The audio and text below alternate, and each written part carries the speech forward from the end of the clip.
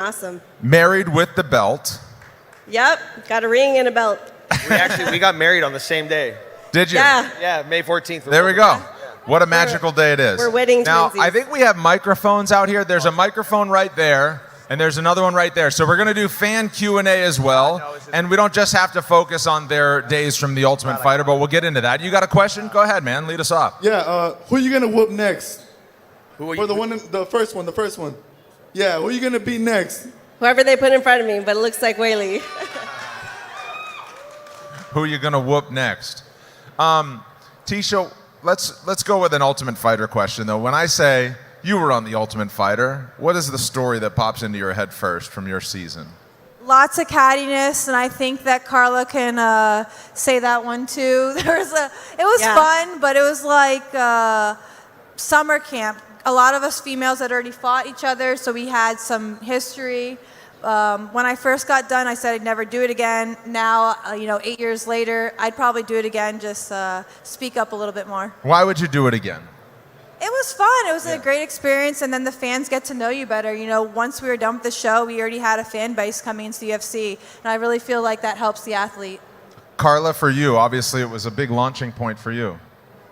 Yeah, you know what? It was like a double-edged sword. It was hard living there with people that cooking eggs next to someone that you could be fighting the next day. It was definitely a very unique experience. It's kind of like almost like this hostile environment because not only are you going to fight one person next, you could literally fight anyone in that house at any given time. So it's a little crazy, but I walked away with the belt. It was a great learning experience being on The Ultimate Fighter. So yeah, it was awesome. At that point in your lives, were you guys living with other people like in a roommate situation? Because that to me, when I'm watching now, I'm just like, gosh, if I was at home with my wife and then I all of a sudden had to not only live somewhere else on my own, but share a room with other people, plural. Like, what was that situation? Back to dorm life and all that. Some people were a lot messier than others and disorganized and a little bit more raunchy at times than I was, but the roommate lifestyle is not for me. Yeah. Chiesa, go ahead. You haven't weighed in yet. Oh, on Ultimate Fighter moment? Yeah, I could tell you guys all the awkward stories about cooking next to your opponent, but I have a funny one. My teammate and then competitor in the finals, Ally Quinta, we got fined one day. Our season was 13 weeks long. It was 3 months, no phones, no books, no music, no nothing. And one day we decided to tie one on, and we got pretty drunk that day, and we got revenge on the film crew. Like we made makeshift cameras and boom mics, and we started doing what we weren't supposed to do. We're chasing the cameramen around and sticking stuff in their face like they've been doing to us for a few months. And we both ended up getting fined, but it was worth it, $250. And if anybody can find, if you have an Ultimate Fighter Live DVD, go to the bloopers on the last disc, and you'll see it. That was my $250 fine for the day with my man, 50 grand, Ally Quinta. What was the fine for? Like, what did they? We were just like, you're not supposed to acknowledge the film people, so we're literally like, if that was the camera guy, get in their face doing stuff. You broke the fourth wall. But then Al jumped in with the microphone and damn near blew the eardrum on one of the boom mic guys. And we just we got rowdy. I think you guys could figure it out at this point. Yeah. Sometimes I get a little rowdy. Carla, what about you? If you had to do it again, politely decline, or it depends what the goal at the end of the rainbow is. For a UFC belt, like heck yeah. I mean, who wouldn't do that? That's the dream. Like you'd do pretty much anything for that, but. It was definitely like a wild experience. Yeah. Like going from living alone to like living with 15 other girls was kind of rough. Yeah. I'd do it again in a heartbeat. Even if I had to do 3 months again, I had a great coaching staff. I had Uriah Faber and all the Team Alpha Male guys, and they're a ton of fun. Gained a ton of knowledge from them. And the cool thing about our season, and I'm sure it was the same for you guys, because it was all competitors contending for a belt. They chose all the females that they felt could be the strawweight champions. In other seasons you've seen where sometimes they bring in good fighters and sometimes they bring in characters, the Julian Lanes, the Junie Brownings. Our season was everybody was there to win. Like there wasn't anyone that was there to become like a reality TV superstar. Like everybody was there to win fights. So while it may seem like it would be a little exhausting to live in a house full of people because there's so much debauchery going on, it's kind of refreshing when you're stuck in a house full of guys that are hungry and want to fight. So I would do it again in a heartbeat. One more question on The Ultimate Fighter, and then we'll kind of branch out. What do you think, Tisha, if they should introduce something to the show? If you could tell the producers, hey, you know what? You should do this. Like, you should let us have our phones, or you should, anybody. Do you have any suggestions, Michael? You know, I think that they should do the live season again. I think that it was a really cool format, and I think that now with how much better they've gotten in terms of production, I think that they should do the Ultimate Fighter live again because, you know, it can kind of leak when the pre-tape season gets over. Rumors can swirl about who already makes the finals, and sometimes it kind of spoils it. Where like the live season, it's a live fight every Friday, and we're all here because we love live fights, right? Yeah. Any questions? A reminder, there's a microphone right there and there's a microphone right there. Ask anything. We're not just going to keep it to The Ultimate Fighter. Tisha just bought a bull with Rocky Pennington. Why don't we talk about that? Let's just branch out. You're in the livestock industry now. You have a bucking bull coming up. What brought on that purchase and this kind of other avenue? A hobby, would you call it? I guess a hobby now. I really didn't know much about it. She's like, babe, you want to invest in a bull? And I was like, how much is it? Okay, let's do it. But our goal is to get him into the PBR. We named him Rocknado. Tomorrow we'll actually watch him buck for the first time. He's going to be, I guess, housed on a ranch in Pueblo, not too far from our house. So we visited him already 3 times, and we feed him. And yeah, I hope he does well, and I hope he becomes a champion in the PBR. Let's hear it for Rocknado, the bull. Anybody out there into rodeo? No? Just people, yeah, come on. It's a summer sport. Jen's Pulver's into rodeo. Are you going to ride the bull? Yeah, I was going to ask, would you ever ride Rocknado? Is that something that could happen in the future? It probably could be, but we're not going to ride him yet. But we're going to actually sit in the chute tomorrow with another one of their bulls, but not Rocknado yet. I don't know if he's ready for that. Okay, he's not ready for you. No. I think we're going to sit in the chute with a guy named Slinger. They have about like 9 bulls on the ranch right now. He's not ready for the tornado. No. Looks like we have a young lady over here with a question. Go ahead. This is for Carla. Who is the hardest to beat? For Carla, who is the hardest to beat? That's a tough question. You know, over a long career, there's so many tough fights that you have. In the UFC, I'd probably say my toughest one was Alexa Grasso, because that, you know, I almost got knocked out in one round and broke my arm. That was a tough one. So yeah, I'll probably have to go with that one. That was a great fight. Mexico City, 2019. Yeah. I remember it well. I went under the table. Really good memory. Chiesa, what was your toughest fight in the UFC? You know, crazy thing is, talking about the Ultimate Fighter, my toughest fight was on the Ultimate Fighter. My quarterfinals fight against Justin Lawrence and my semifinals fight against James Vick, both of those fights I got dropped. That never happened to me in my career. And aside from the Pettis fight, those are the only times I've ever been dropped. But the Justin Lawrence fight, I thought I was down 2 rounds, and I got dropped in the second, and I thought I lost the fight, so I'm sitting on the stool thinking, like, dang, my Ultimate Fighter dreams are over. And then Dana White comes in and says, sudden victory, 3rd round. I was like, holy crap, I get a second shot at this, and I ended up TKOing him, and that was real emotional for me because I literally was like, I lost this fight. It's over. Like, I just had that moment, like, my dreams of becoming Ultimate Fighter just came to an end, and I got a second shot of life, and I took advantage of it and got the win. Tisha? I've had a lot of difficult fights. There's a lot of great girls in my weight class, but if I think back, Marina Rodriguez was my toughest fight, and I think no excuses, but kind of an excuse. I was lifting very heavy before that fight, and it's the only fight I ever went into where I started punching, and I felt like I couldn't raise my hands anymore, and I was just like, I felt like I was fighting for my life the entire fight. But besides that, mostly every champion that I fought, I've lost to, unfortunately, but they're all amazing. I'm a fan of every girl in my weight class, so it's a really exciting weight class. I think my Red Sox fan friend over here has a question. Go ahead. Yeah, this is for Carla. After Sidney Whaling knock out Joanna like that and use her wrestling, would you be nervous against a fighter against her? I think she's a super, amazing opponent. I mean, she's a former champ.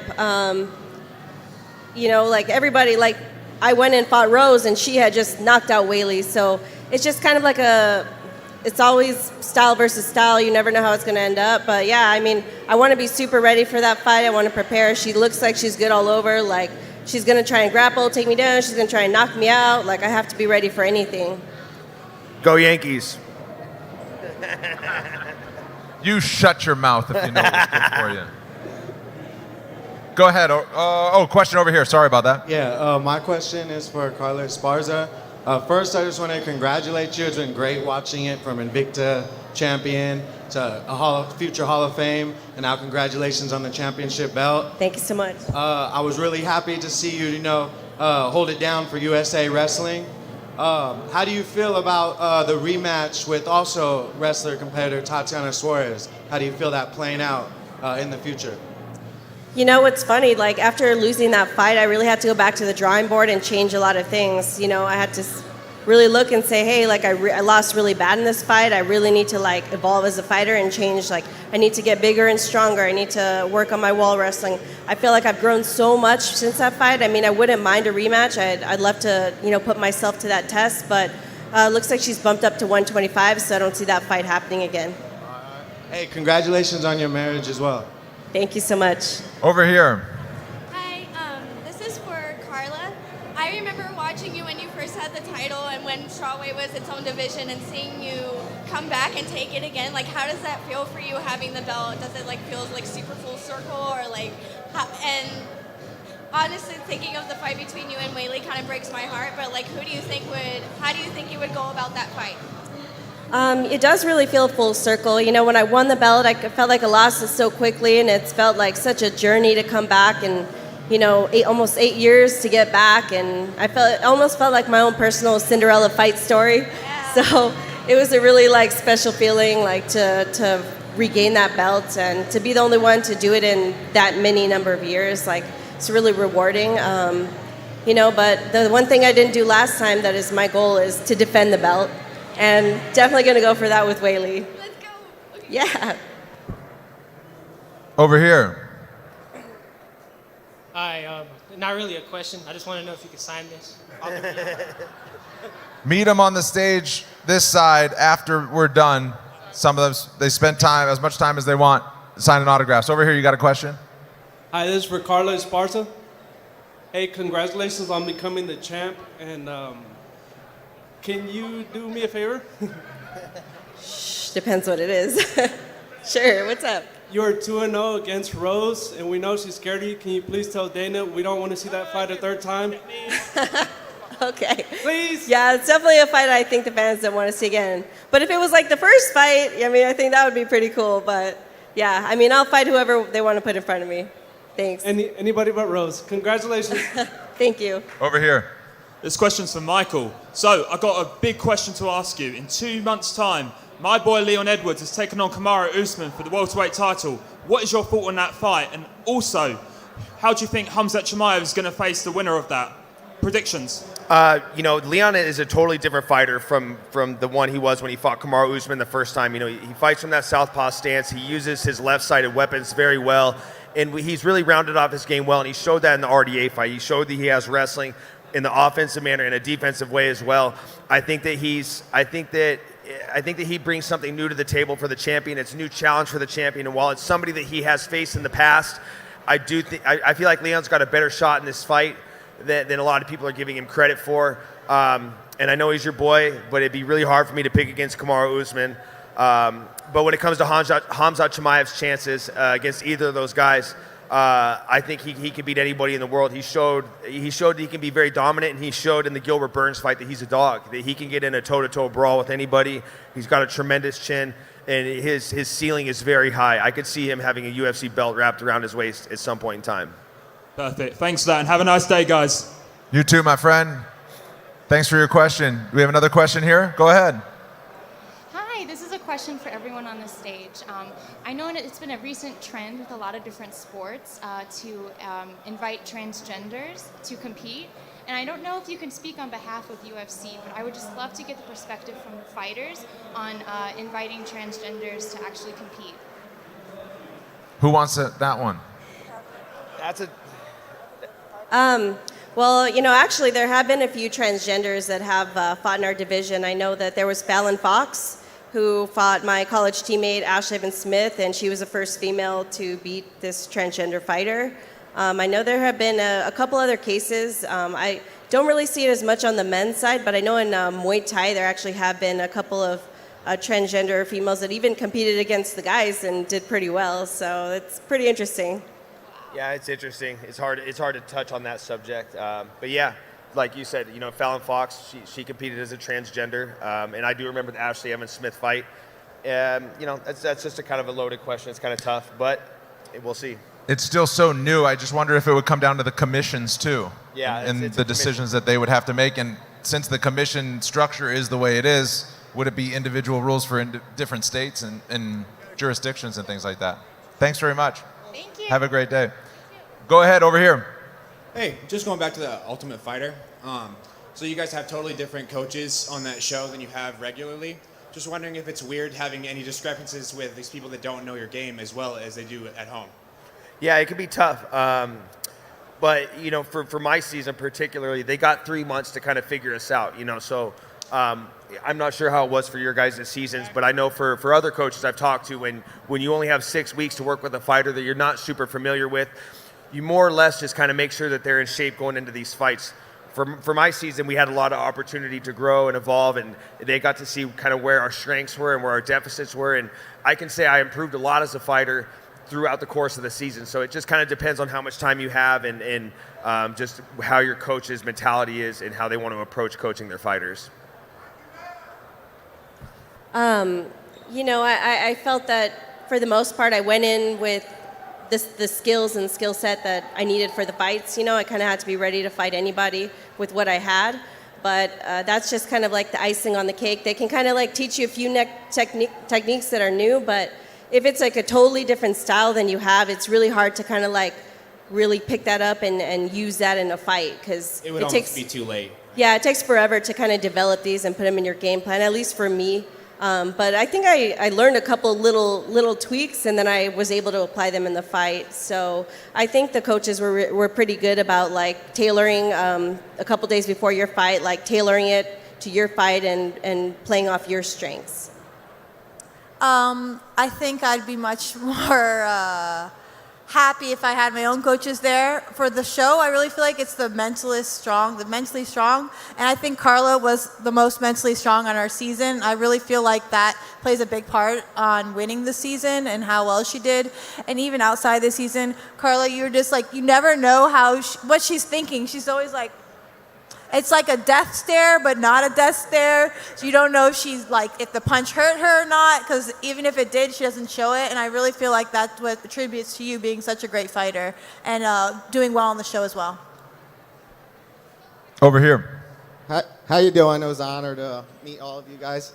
This one's for Chiesa. Chiesa, if you had $10,000 for tonight to bet on any one fighter, who would you place it on? Man, it's kind of a no-brainer for me. I would pick Israel Adesanya. And that's just me not looking at the betting lines. I'm a degenerate sports gambler, so I'm always chasing the good betting lines. But just taking that out of the equation, I think Israel Adesanya would be a very safe bet. Thank you very much. Do you have that $10,000? If you do bet 10 grand on that fight and it hits, send me that winning ticket. Cash it, don't trash it. It only brings back $2,500. I know, that's the tough part. Value is value, my man. Always remember that. Over here. This question is kind of for all of you guys. I just want to know who you guys are most excited to see tonight and your guys' top three that should win most definitely. For me, I think the top three, I think we could see a city kickboxing sweep. I feel like when the city kickboxing fighters, it's like a strength in numbers thing. When there's multiple city kickboxing fighters on the card, I think that they perform well, and Carlos Olberg just got a big win last weekend to kind of head him off and give him that energy headed into tonight. So I think that there's a good chance that those three fighters that get wins. I have both Israel and Volkanovski as well, and Sean O'Malley. I just really like him as a fighter. I think he's really fun to watch. I think I'm just excited for the whole card, to be honest, and especially I always get super stoked for the ladies' fights on the card. I think there's 2 or 3 fights on the card. 2, yeah. So I got the whole card. It's gonna be fun. Thank you guys. Love Thanks. you guys all. Over here. Hey, how's it going? Hey, Brendan. Hey, Zach, what's going on? Hey. Yeah. Zach, what's up? This is a question for Carla and Chiesa. So I saw how happy Michael was when he saw his teammate Juliana win the belt. So I was wondering, what is the happiest you've been for a fellow teammate in their career? Tisha, is this one easy for you? With a partner that fights in the Well, UFC? yeah, Raquel, when she fought for the world title, granted she didn't win, but just to get there and have the honor of fighting for the world title, that's something we all wish to attain. You know, one day I wish I get to do that as well. It was awesome to be there for her. Even though she didn't win, I was very proud of her, and I was there to, you know, wipe away the tears. Carla, what's your happiest moment for somebody else?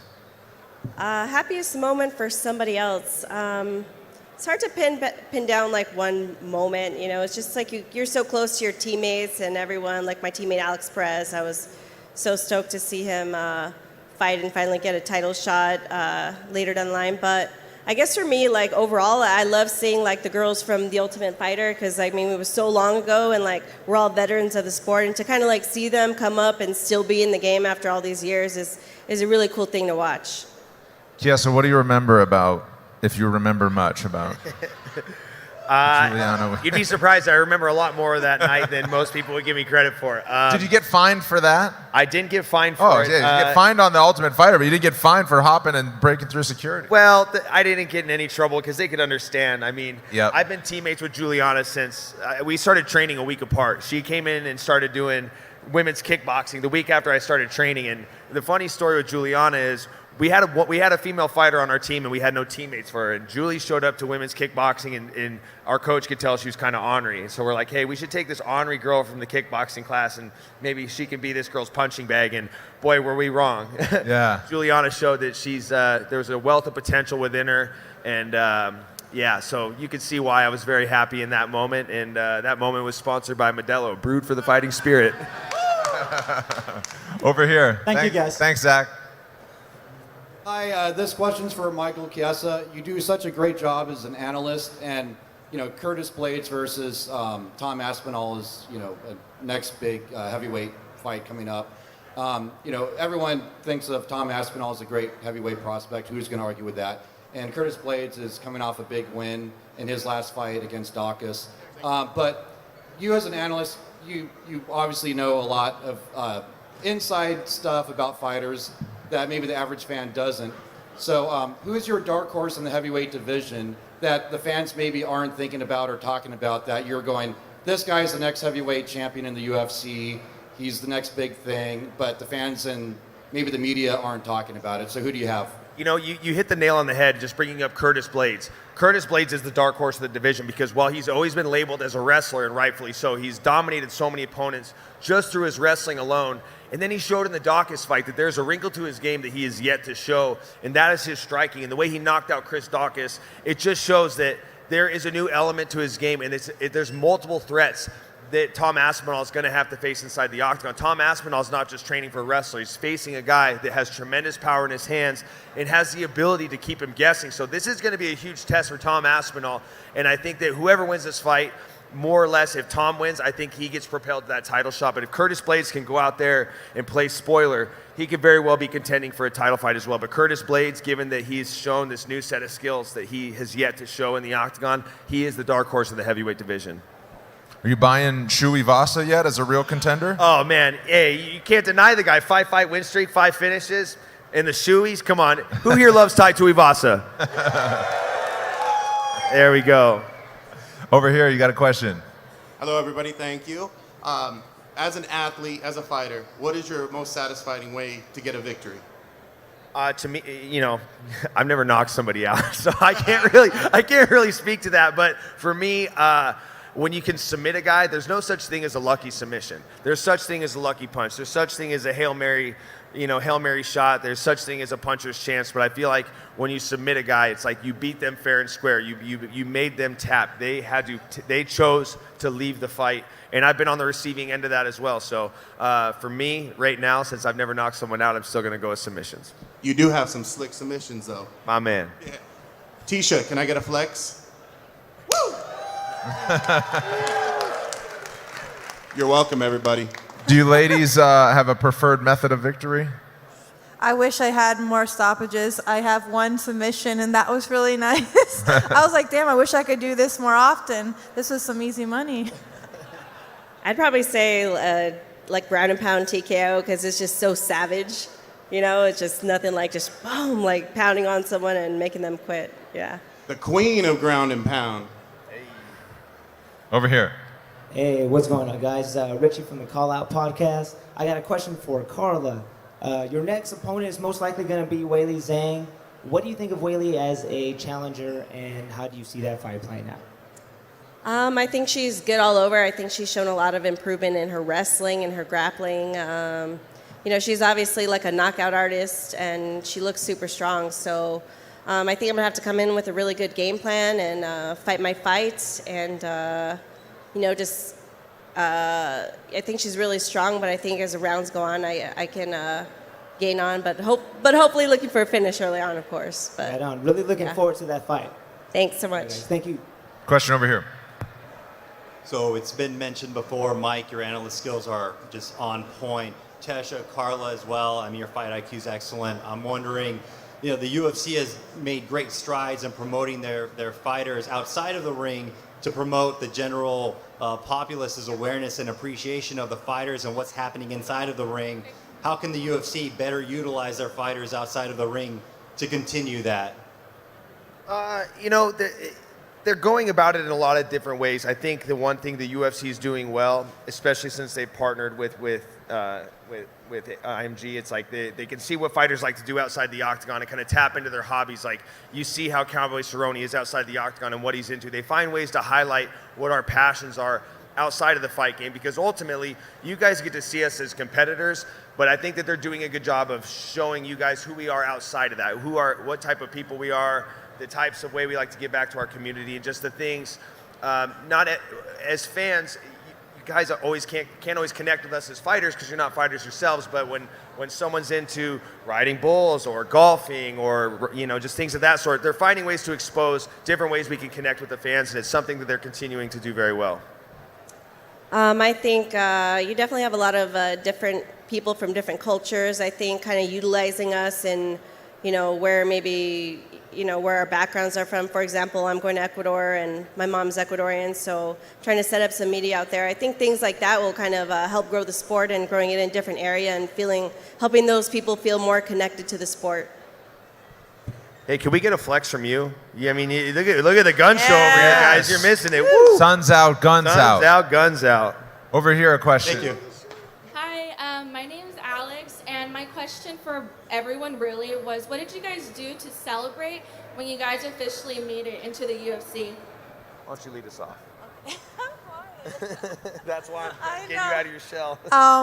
Well, the first night when I was laying in bed with my significant other at the time, and we were watching, I think, like Batman or something, and I got a phone call, and it was a Las Vegas number, and I was like, this is Dana White. And this was when I was still in Invicta, and 135 weight class was already in. I had heard rumors about 115, and I answered the phone. He's like, hey, this is Dana White. We're going to have The Ultimate Fighter Season 20. We're going to bring in 8 women from Invicta, or, we chose 8 women to already be in the house. The other 8 will have to do, what do you call that? Retry out or whatnot.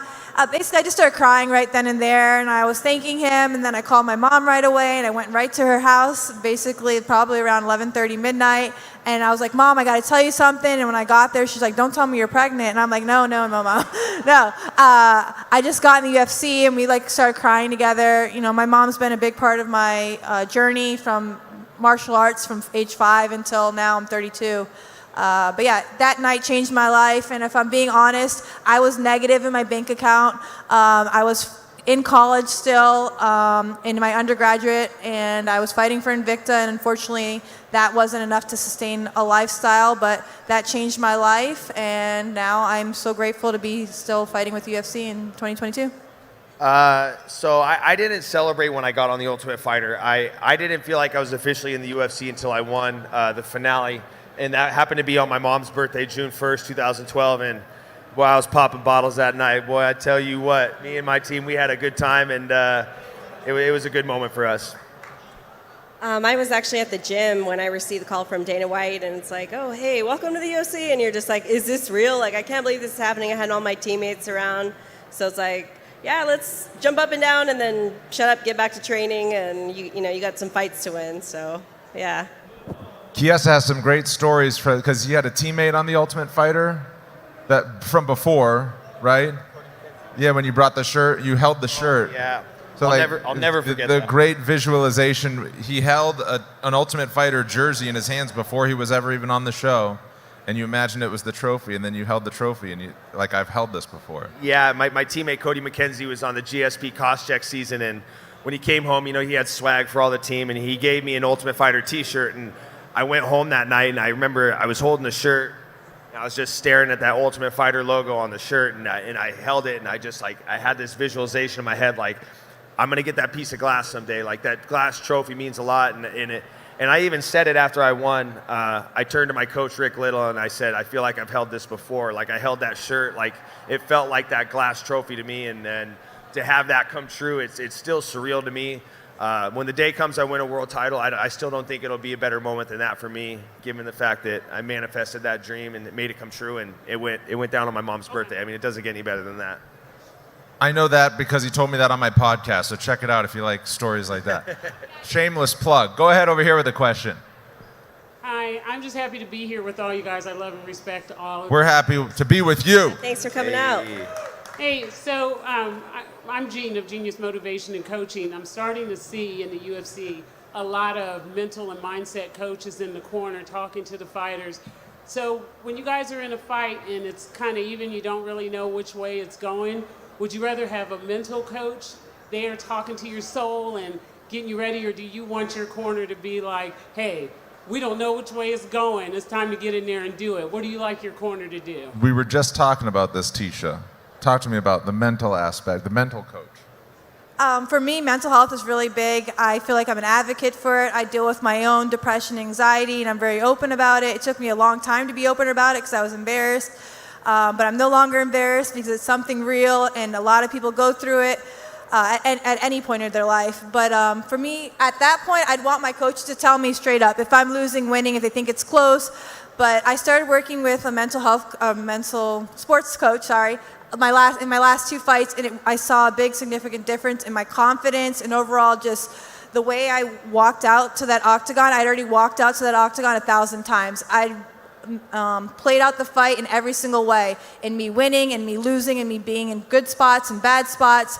From me getting off of the plane in Vegas, say I'm fighting in Vegas, to weigh-ins, to actually seeing my opponent, to looking them in the face, seeing them in the elevator. He made me go through every single situation, and then when the time came, I was able to take in the fight in ways I'd never done before, and I feel like me paying him whatever I pay him, hourly and weekly, it was well worth the money. And then in situations like that, I tend to remember things that he told me in terms of my breathing and just being secure and confident in the fighter that I am. I was blessed to have an uncle who, Dr. Joe Corella, sports psychologist for the Tampa Bay Buccaneers for the last 20 plus years. And it's great to hear from him before my fights. He coaches very high-level competitors. He's coached 2 Super Bowl championship teams. So he usually, if I'm having these moments where I need to get my confidence back up, he does a really good job of it. I don't know if he'd want to be in my corner if I asked him to. Given the fact that he is my uncle and it's family for him, it's hard for him to watch his nephew fight. But in between rounds, if there's a guy that can get to my soul in that type of aspect, it's my best friend Sam Cecilia. He's cornered me for every fight. And if I get the X's and O's from my head coach, but if I'm on the stool and I'm down and Sam says, get your fucking ass up and get out and get this win, boy, I'm going to listen. I'm going to get out there and get the job done. Personally, if I had to choose, I'd probably choose just like the regular coach. I've done all my mental preparation going into the fight, so for me, it's just like, tell me I'm losing and tell me what needs to be done, and I'm going to go out there and be a robot and get it done. That's what works well. I actually have one of my cornermen sitting here in the front row, Daniel Rubenstein, and he's actually had to tell me to get my ass in gear a couple of times. He's 2-0 in the corner, so good on him. Thank you for the great question. Thank you. Over here. Hey guys, thanks for coming out. Question for Brandon. What do you think is the likelihood we can see Sean Strickland do more media I think he's a good face for public relations for the UFC. So, disagree, but I do want to get him on my podcast because, you know, I like to talk to fighters about their journeys like I've talked to you, Michael, and I have so much backstory on how they became this person that we all see. And Sean Strickland is this kind of guy that a lot of media entities want to keep at arm's length. And I just want to kind of get inside the brain and just see how he came to be. You know what I mean? I don't want to ask him political questions because then we get very dangerous. But, you know, I think every fighter has backstory that is very compelling to listen to. So maybe I'll get him for you. Thank you. Thanks, buddy. Over here. Hey, guys, I need a favor. I'm from Dothan, Alabama, and when you grow up in Alabama, you have to choose sides. So can I get a roll tide from y'all? Roll Tide. War Eagle, yeah.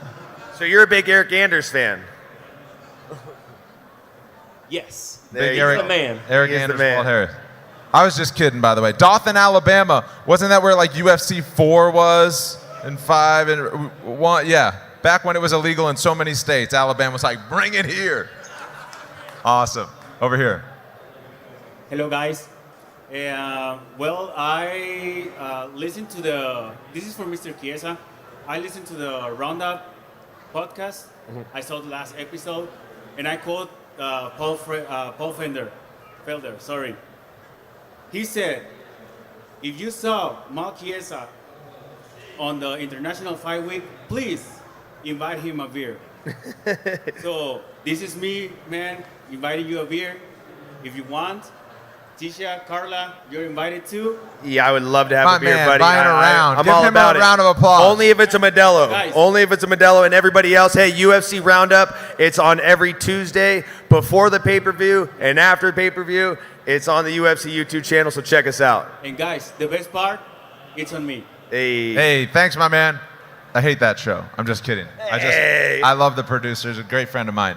Awesome. That's going to do it for our Q&A, everybody. Give Tisha and Michael and Carla a round of applause. Thanks, Hey, guys. I love you guys. Thank you for coming out. If it wasn't for the fans, we wouldn't be here today. You are the backbone of this sport, and I fucking love you. Thank you. Hey, man of the people. Couldn't have said it better myself. enjoy the fights Thanks, everyone. tonight. Have a lot of fun this weekend.